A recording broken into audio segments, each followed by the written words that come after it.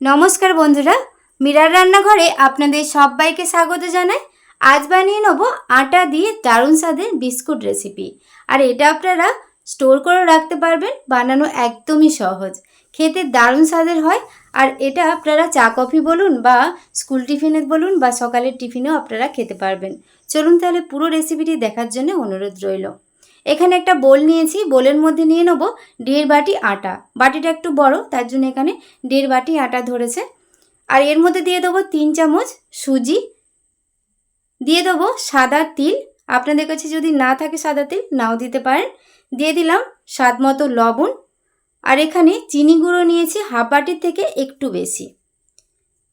দিয়ে দেবো এলাচ গুঁড়ো, এলাচ গুঁড়োটা অবশ্যই দেবেন, খেতে বিস্কুটটা খেতে দারুণ লাগে।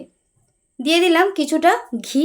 আর আপনারা যদি ঘিটা না দিতে চান তাহলে রিফাইন অয়েলও দিয়ে দিতে পারেন। দিয়ে দেবো নারকেল কোড়া, আপনারা শুকনো নারকেল কোড়াও নিয়ে নিতে পারেন, তাতে কিন্তু আরও বিস্কুটটা ভালো হবে। আর যেটা দোকানে কিনতে পাওয়া যায়। এবার হাত দিয়ে চেপে চেপে মাখবো।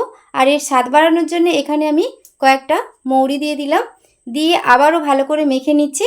এবার অল্প অল্প জল দিয়ে একটা ডো বানিয়ে নেব।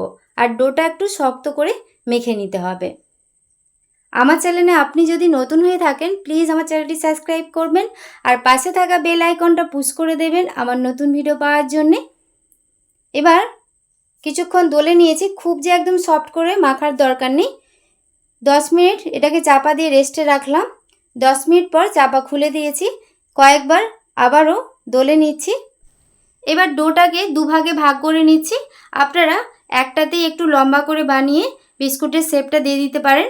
এবার একটা ভাগকে আমি চাপা দিয়ে রাখলাম, আর একটা ভাগ আমি বিস্কুটের শেপটা আমি দিয়ে দেবো।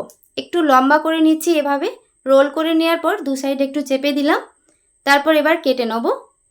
আমি এই সাইজের বা এই রকম শেপের আমি বিস্কুটগুলো বানাচ্ছি, আপনারা গোল চৌকো যেমন মন পছন্দের আপনারা বানিয়ে নিতে পারেন।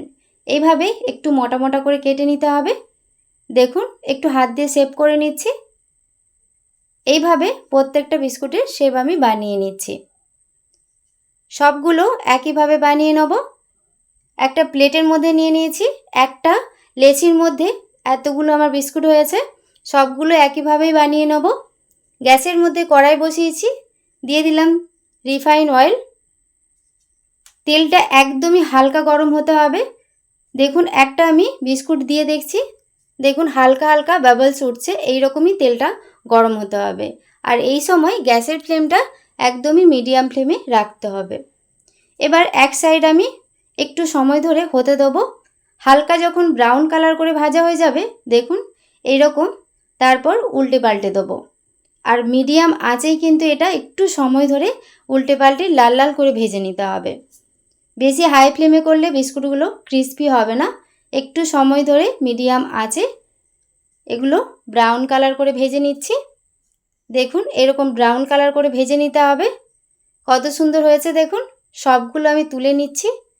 আর একইভাবে বাদবাকি বিস্কুটগুলো আমি ভেজে নেব। সবগুলো তুলে নিচ্ছি।